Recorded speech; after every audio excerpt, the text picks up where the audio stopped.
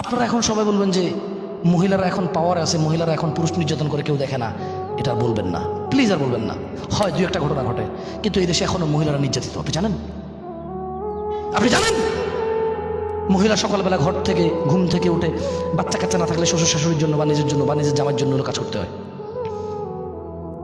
আপনি 12টা বাজে ঠিক 2টা বাজে ঘরে আসতে পারেন, মহিলারা এখন থালা বাটি ধোয়া বাকি থেকে যায়, তরকারি কাটাকুটা থেকে নিয়ে। কোনো এফোর্টই ধরা হয় না এটাকে, কোনো কাজই ধরা হয় না এটাকে।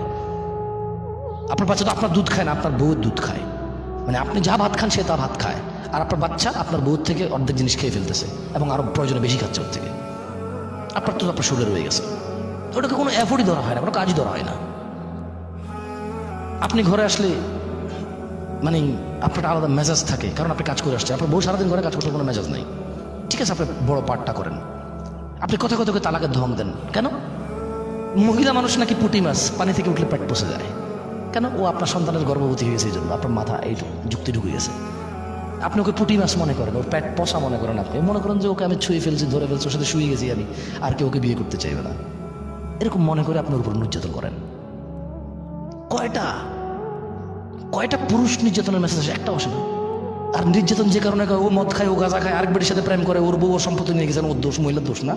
মহিলা তার সিকিউরিটি নিবে না? মহিলা তার সিকিউরিটি নিবে না? নষ্টামি করবা তুমি, মোবাইলে ফোন আসলে টয়লেটের দিকে যাইয়া, বারান্দা যাইয়া, ঘর থেকে নেমে, তোমার বউ বোঝে না, না কাঁচা কলা খায়, তোমার সাথে সারা রাত শোয় একসাথে। হ্যাঁ, দিনের মধ্যে তোমার সাথে 8 ঘন্টা শুয়ে থাকে ওই বেটি, 6 ঘন্টা থাকে। বেটি তোমার চেনে না, না ফাইজলামি করো, চালাকি করো ওর সাথে, না চালাকি করো। তো মহিলা সিকিউরিটির জন্য করে। তুমি অন্যায় করবা, মহিলাটা বলতেও পারবে না, তোর বাপে শুনছে কা, তোর ভাই শুনছে কা, তুই করছিস কা, আমার ইজ্জত নষ্ট করেছিস, তো তুই করছিস করে না, ঠিক না? তো মানে আমার এগুলো মাথা গরম হয়ে যায়, এগুলো মানে আর আমি নিতে পারি না এগুলা। মানে যেখানে পুরুষরা মহিলাদেরকে এত নির্যাতন করে, অথচ আল্লাহ সুবহানাহু ওয়া তাআলা ওদেরকে যা দিছে আমাদেরকে তা দেয় নাই। সাম ক্যাটাগরিতে, কি ক্যাটাগরিতে? সাম ক্যাটাগরিতে আমাদেরকে তা দেয় নাই। ওদেরকে মাতৃত্ব দিছে, আমাদেরকে দেয় নাই। বুঝেন নাই? ওদের কথা মুস্তাফা সাল্লাল্লাহু আলাইহি সাল্লাম 3 বার বলেছে, আল্লাহর পরে কে কে কে? মা মা মা। আরে তোমারে না বউ, কারো না কারো তো মা, ওর মারে অন্তত সম্মান করো।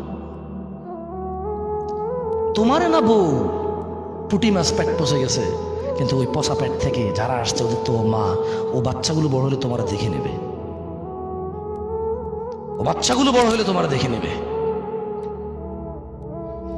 যেই সমাজে পুরুষরা মনে করে মহিলা বেপরদা হয়ে হাঁটলে সমাজ নষ্ট হয়ে গেছে, পুরুষরা বেপরদা হয়ে হাঁটলে নষ্ট হয় না, এই সমাজের পুরুষের কি হবে?